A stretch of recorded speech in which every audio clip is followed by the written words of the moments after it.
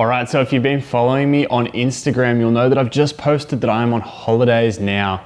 And that means it's time to grind out some videos. Whilst I've got a little bit of time off here, I've got a project up and coming. We're gonna be working with 123 Toyed and Parts Express for my surround sound speaker build.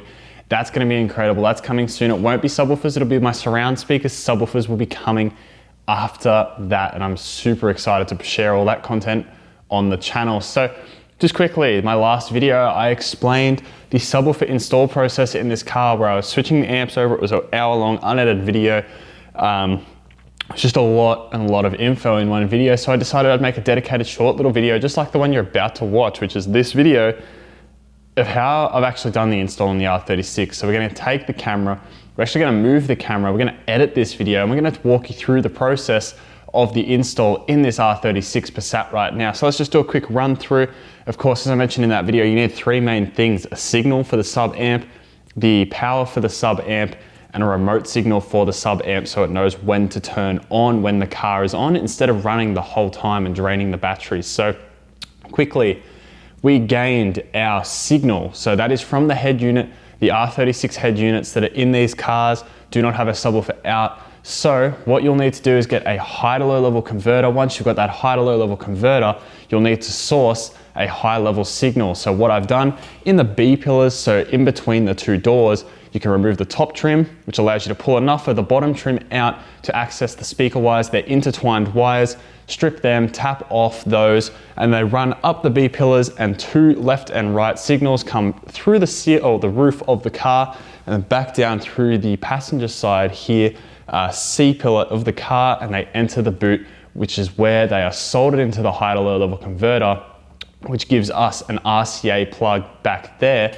to then take to the subwoofer amp. So that's signal. The battery signal, so obviously we need 12 volts to power it. I've opted for 4-gauge wire here to power it, and the battery is located also on that side where the high to low level converter is. So I've plugged the amplifier, well, I haven't plugged it in, I've ran it with the wire directly from the battery to the sub amp, negative and positive, so I'm not actually grounding the amp to the car's chassis. It's actually completely just directly plugged in. I've run an inline fuse for the power cable of 150 amp fuse, so that way if for whatever reason the cable was to pop and the internal fuses on the amplifier weren't to go off, that fuse should also go out before anything is likely to happen to the car, i.e. car fire or something like that, which is very, very crucial that doesn't happen, because I like this car a lot. And the remote, I wanted to opt for something that was fused. So for the remote signal, what I've done on the right side, so the driver's side of this car, there is a cigarette lighter slash 12 volt accessory plug. It's fused and it only comes on when the car is in the run position.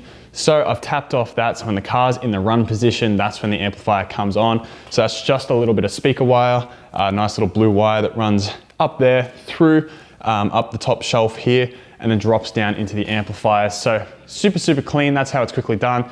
So I'll just quickly walk you through it and show you actually what it looks like and where it's been done. All right, so here we are looking over at the driver's side, and as you can see right there is a 12 volt plug, and that is of course where our remote comes from, as I've just explained. So I've pulled this panel out, tapped into that wire there on the positive, and then that runs down behind and plugs into the amplifier behind, just there where the subwoofers are. And then if we come over to this side over here, as also just mentioned, here is the car's battery. This is a huge battery, super, super powerful, awesome for powering these subwoofers, I must say.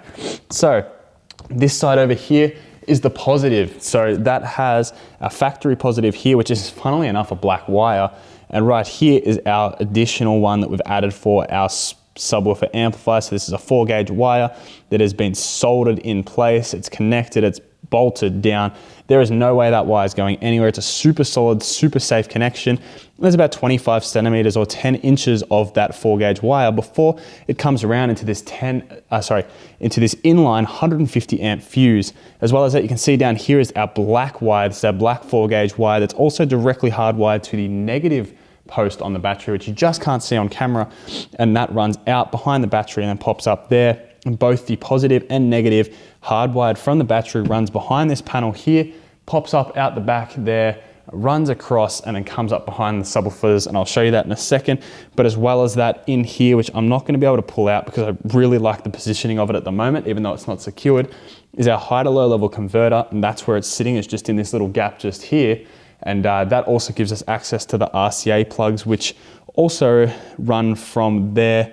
They're actually a little bit further down, the RCA plugs. As you can see, here's the wiring for the RCA plugs, but they run down a little bit lower and they pop up with the main power cables for the subs. So what we'll do is I'll put the back seats down and I'll show you that, and you'll be able to see where they come up and how everything is done. So this is actually going to be a little bit of a hard angle to film, but if we pull the back seats down, or just the one there from this side, you can see where the wires, I'm going to have to go do the other side really quick.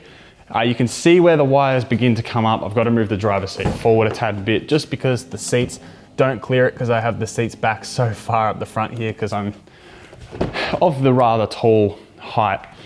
You can see the wiring back here is not impressive. I'm not too happy with actually how it presents, but you get the main drift of things.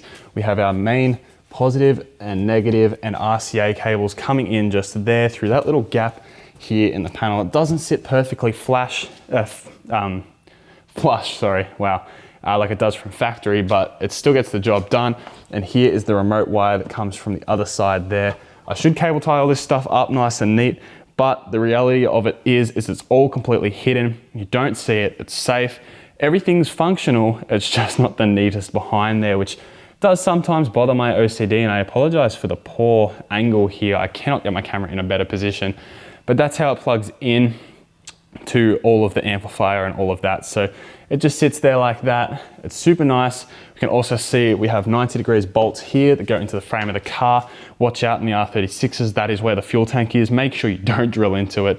Long story short, it did happen with the installer who put those in there. And this is a fresh tank, so I guess you could look at that as a positive or a negative because the car was off the road for a while. I also have a strap down, tie down strap to the factory mounts there, and then on the other side, and that holds the box in from the front, as well as those holding it from going left to right, and also holding the bottom of the box in. So this box is super solid. It cannot go anywhere. It's very, very secure. And I'm very happy with how strong and how solid that box mount is. So let's quickly have a look now at where I tapped in through the B pillars. I'll just explain that in a little bit more detail as well. So if we look over at the B pillar over there, you remove that little airbag warning, well, which says that there's an airbag. Behind that's the screws. You take that B pillar out, it tilts forward, then you get access to the black paneling. If we have a look on this side, you can see that that black panel just there is able to be removed. Sorry, it might not show it too obvious how it's focusing right now, but once that panel just here is removed, as you can see it has been removed because that weather strip hasn't actually quite settled as perfectly back on it. You can pry that forward, and just down the bottom down here, I apologize for my noisy camera tripod, but just down there is the speaker wires, which is the loom that goes into the door here, which powers the factory R36 speaker, which sits just behind that grille, obviously. So that's where I tapped in. Let's just quickly have a look because I don't run a remote. I'll show you how I control the bass levels for the subwoofer. So I really am hoping this shows on the video, but if I boot up the head unit in the R36 just here, it'll start playing the radio. But aside from that, you can hear my dash cam boot up. You can see here is our radio screen. So I normally run it on the map, but I'm not gonna run it on map whilst I'm videoing. We can see system starting. It takes a little while to get the tone and settings up for that. But once we're in, I like to cruise around with the bass. It's at about a quarter. So in the middle there is how it comes from factory. I run it at a quarter with the subs on. That way the door speakers don't get much volume at all from the bass, and don't have to work very hard, but I still get a ton of bass. And if I'm listening to a song that is perhaps not very heavy in the bass, I'm just gonna use this as an example. Cruising along, we're on auxiliary. This would normally be maps. I just go like this, press tone, press tone, press bass, and then just press the plus a couple times.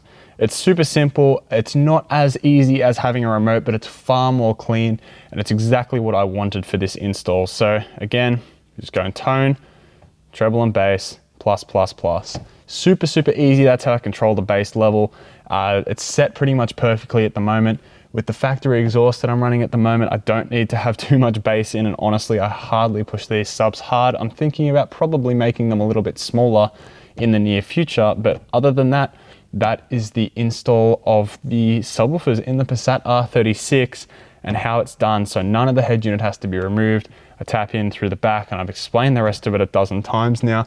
I hope you guys have enjoyed this video. If you have, let me know with a comment down below. Subscribe to my channel if you haven't already, because I will have videos coming very soon of the install on this, as well as a home theater build and plenty of other content related to this topic. So I hope you guys have enjoyed. Chuck a like on the video, subscribe to my channel if you haven't already, and I'll see you in my next video.